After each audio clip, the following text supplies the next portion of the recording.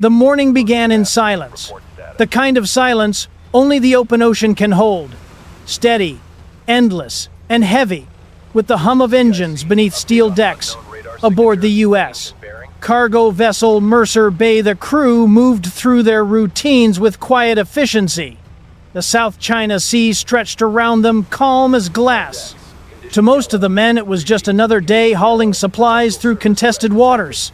But to the captain, every mile here felt like walking through a minefield you couldn't see. Then it came a single echo on radar. Faint, small, moving fast. The watch officer leaned in, brow furrowing, as the blip appeared again, closer this time. Contact bearing 247, range 12 miles, speed increasing. The captain stepped up beside him, calm but alert. Visual confirmation. Through the binoculars, the haze began to part. A gray silhouette slid across the horizon. Sharp angles, antennas bristling like thorns. That wasn't a merchant ship. Spy vessel, the officer muttered. Chinese. No one spoke for a moment. You could feel the temperature drop, even though the sun was beating down. Try to hail them, the captain ordered. The radio operator's voice crackled through the static, unidentified vessel. This is the United States merchant ship Mercer Bay, operating lawfully in international waters. Identify yourself and maintain safe distance. Silence. No acknowledgement. No voice. Just the endless hiss of radio noise. The captain kept his tone steady. No aggressive actions. Maintain course. Record everything. He didn't raise his voice. He didn't need to. His crew knew exactly what that meant. Stay professional. Stay calm. But be ready. The spy ship kept coming, deliberate and silent. Its gray hull glided across the waves until the distance between the two vessels was close enough for binoculars to pick out faces. A few men stood on its deck watching back. Cameras turned toward the Americans. They're filming us, someone said quietly. Good, the captain replied. So are we. The bridge crew tightened their focus. A petty officer marked the position on a chart, circling it in red pencil. A helmsman adjusted the wheel by half a degree, not enough to change course, just enough to signal, "We see you too." Every sound felt sharper now. The tap of a boot heel, the click of a switch, the mechanical whir of radar sweeping through the air. Even the sea seemed to hold its breath. From above, a drone launched its small rotors, slicing the wind as it climbed into the sky, circling both ships like a silent witness. On its camera feed, the two vessels looked like predators orbiting one another in slow motion. The first mate spoke under his breath. They're testing us. The captain didn't look away from the horizon. They're testing themselves, he said, seeing how far they can go without crossing the line. It was an old game, the gray zone dance that played out across these waters every month. No missiles, no warning shots, just steel against nerve, watching who blinked first. The South China Sea was beautiful from a distance, blue, and endless sunlight scattered across waves like broken glass. But beneath that surface, the tension was constant. Every ship that sailed here carried more than cargo. It carried a statement: who owns what, who's watching whom, and how far a nation's patience can stretch before it snaps. The helmsman adjusted again. The spy ship mirrored the movement instantly. Copying us, Captain, the watch officer reported. Let them, he said. Just make sure we don't blink. The spy ship closed in, now less than 2 miles away. No weapons visible, no communication. Just that blank gray hull sliding through sunlight like a shark's fin. Down below in the mess hall, a young radio technician paused over his coffee as the lights flickered. He could feel the hum of the ship change, the faint vibration that meant every sensor and radar system was awake and watching. He whispered to a friend, "Feels like they're right on top of us." "They are," came the answer. "That's the point." Back on the bridge, tension tightened like a wire. The captain stood at the center, hands behind his back, eyes fixed on the spy ship's shadow cutting through the glare. Logged the time, he said.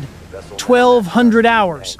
Outside, the ocean was still, but the air had changed, thick, electric, charged with a kind of quiet that only comes before something happens. Through the binoculars, the spy ship's hull number came into view. The captain noted it calmly. Then under his breath, "Let's see what you want." For a moment, nothing moved. Just the sound of waves hitting steel and the low hum of power lines running through the ship's body like veins. Then the voiceover cuts in low, steady, and deliberate. "Out here, silence isn't peace. It's strategy. Every move, every second of hesitation is part of a game older than the ships themselves. And in these waters, one wrong maneuver can turn silence into war." The camera pans wide, the two ships locked in parallel gray shapes, slicing across blue infinity. No gunfire. No threats. Just motion, intent, and pressure. As the drone camera pulls back toward the sky, the ocean stretches below an endless chessboard, each vessel apiece, waiting for the other to move first. The voice returns softer now. The horizon looks empty, but something unseen has begun. Cut to black. A deep sonar ping echoes once, fading into the dark, and the war that no one can see is about to become visible. The moment the spy ship settled into parallel formation, the air changed. Inside the bridge of the Mercer Bay, the sound of the ocean faded under the rising hum of electronics, the first sign that the unseen battle had begun. It wasn't a shot, it was a signal. The communications panel flickered once, twice, then spat out a wave of static so thick it drowned the radio room. "Interference," the technician reported. "Looks intentional." On the radar screen, the green sweep began to blur, ghosting duplicates of the Chinese vessel in a dozen false positions. Electronic warfare, invisible, precise, and unnervingly intimate. The captain's eyes narrowed. "Record it. Don't respond." Across the deck, antennas rotated, sensors recalibrated, and frequency jammers clicked on. This was countermeasure combat, silent, unseen, but very real. The Americans adjusted frequencies in microseconds, isolating jamming sources, rerouting data through encrypted backups. On screen, a red warning flashed, "Signal lock, attempt detected." "They're scanning us, Captain," a voice said. The captain didn't flinch. "Let 'em look. We'll keep the lights on." To the crew, it felt personal now. Every flicker on the radar, every pulse of static, like someone breathing down their neck, "Feels like they're inside the ship," a sailor muttered. And in a way they were. Electronic warfare isn't about explosions, it's about possession. Whoever controls the airwaves controls the encounter. Outside, the sea was calm, too calm. The spy ship drifted closer until its wake rolled under the Mercer Bay's bow. From a distance, it looked like nothing more than two ships passing in open waters. But every officer on the bridge knew the truth. This was a gray zone duel waged in whispers and decimals. Through binoculars, faces appeared on the other vessel. Soldiers in blue-gray uniforms, some holding cameras, some pointing sensors. One man on the spy ship raised his phone and filmed. The Americans filmed back. It wasn't arrogance. It was documentation, insurance for when politics demanded proof. Then came the taunt. The Chinese vessel veered sharply, cutting across the American ship's path. On the Mercer Bay, alarms screamed to life. Collision course, evasive maneuvers ready. The captain's voice stayed low, steady. "Hold your line," metal groaned. Waves slammed the hull. Through the bridge window, the spy ship's bow sliced the water at an impossible angle, close enough that the crew could see its name painted in Mandarin peeling under salt. 500 meters. 300. Dock. Then, like a shark brushing past its prey, the spy ship turned away deliberately, dramatically, leaving a wall of white spray crashing over the deck. No words exchanged. No shots fired. Just pressure. For 10 full seconds, no one breathed. Then the captain spoke. "Steady course. Log the event. Keep cameras rolling." Below deck, the drone operator's feed trembled as the small quadrotor tracked the spy ship's movements. On screen, the image was almost surreal. Two steel giants circling in silence, the sea between them glinting like liquid glass. "Zoom on their tower," the operator said. The feed tightened, antennas still shifting, listening, probing. The first mate whispered, "They want us to react, to flinch." The captain replied, "That's not our kind of war." And he was right. This wasn't about firepower. It was about composure. Out here, control was a weapon, and restraint was the trigger finger. Hours passed. The spy ship shadowed them relentlessly, every adjustment mirrored like choreography. At one point, the Americans dimmed their running lights, hoping to fade from the spy ship's optical lock. The Chinese vessel dimmed, too. Then, without warning, the interference returned stronger this time. Monitors went black, sensors glitched, navigation lost bearing for 5 heart-stopping seconds. Backup nav online, a crewman barked. Lights returned, systems rebooted. On the captain's screen, a new contact appeared, faint 30 miles east. Allied signal. A voice broke through the static. "This is USS John Finn. We're tracking your shadow. Maintain heading. You're not alone." Relief rippled through the bridge. Quiet, disciplined, but real. They weren't isolated anymore. Japan's destroyer Kaga and Australia's frigate Ballarat had also reported increased jamming nearby. A coordinated harassment textbook testing of resolve. In Washington and Tokyo, analysts would later call it a non-kinetic confrontation. But on the ocean that day, it felt like standing between ghosts that could crush you at any moment. By late afternoon, the light began to change. The sun dropped low, turning the South China Sea into a field of molten gold. The spy ship stayed close, its outline black against the glow. 2 machines locked in a staring contest no one would admit was happening. The captain finally broke the silence. "Bring her 10 degrees starboard." Slowly. The Mercer Bay began to turn, not retreating, just shifting its angle to test the other ship's nerve. The spy ship hesitated. For the first time all day, it didn't mirror. Then it slowed. Engines throttled down. The gap widened meter by meter. "Looks like they're pulling back," someone whispered. The captain didn't celebrate. He simply exhaled and said, "Stay steady." Eyes open. Through the bridge windows, the spy ship began to fade into haze, its silhouette breaking apart in sunlight and distance. But the tension didn't fade with it. Even as the horizon cleared, the crew knew this wasn't over. Tomorrow, next week, somewhere else, it would happen again. And that's the secret about modern warfare at sea. It doesn't announce itself. It creeps in through static signals, shadows.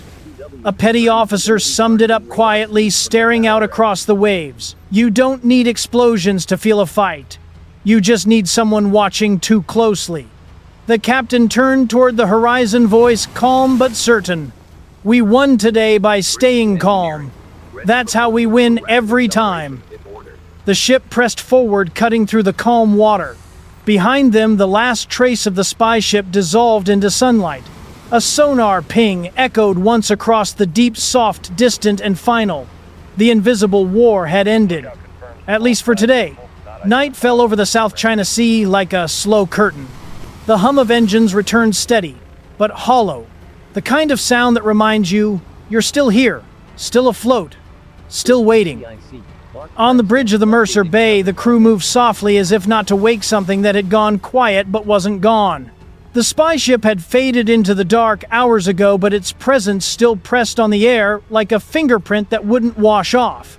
The captain stood near the glass coffee cooling in his hand, watching the horizon where the other vessel had disappeared. The ocean looked peaceful again, but peace he knew was only a shape the sea wore when no one was looking. He turned to his officers. "We'll file the report at dawn," he said, simply. "No contact, no incident, no casualties." The irony wasn't lost on anyone. No casualties, even though every nerve had been pulled taut for 12 straight hours. The first mate broke the silence. "You think they'll be back, sir?" The captain's eyes stayed on the horizon. "Maybe not the same ship," he said. "But there's always another one."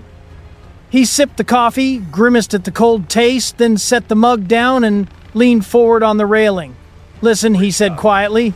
"What we did out there, staying calm, staying steady, that's the real fight. Anybody can panic, anybody can fire, but it takes strength to hold your ground without losing your head." The bridge stayed silent. Every man there knew it was true. Out here, the hardest thing wasn't fear, it was control. The captain looked down at the sea below, where faint white lines trailed off in the wake. The ocean remembers, he said, almost to himself. Every move, every echo. That's why we can't let ours be the one that starts something we can't end. He turned back to his crew, tired faces, steady eyes, and gave a single nod. That's all. Get some rest. They dispersed quietly, the sound of their boots fading into the corridors. The bridge dimmed, and for the first time that night the captain was alone. He glanced once more at the empty horizon. Out there, somewhere beyond sight, another ship was probably watching, listening just like before. He smiled faintly. Let them listen. Voiceover begins low, calm, resonant. No shots fired, no heroes made. But something important happened here. On a quiet sea, a crew proved that discipline can be stronger than aggression. The camera pans up from the deck, the Mercer Bay cutting westward through the glowing dawn. Light glints off its hull like gold over steel. Every encounter like this is a test, not of weapons, but of patience, because peace isn't kept by treaties alone. It's kept by people who refuse to be the first to lose control. The sea spreads wide again, endless silence shimmering under the first light of morning. In these waters, silence is never empty. It carries a message louder than any threat. A single sonar ping rolls through the deep, slow, echoing final. Out here, strength doesn't mean firepower. It means staying steady, even when the ocean dares you not to. Fade to black. Would you have stayed calm on that bridge? Comment below. Subscribe for more real-world naval encounters.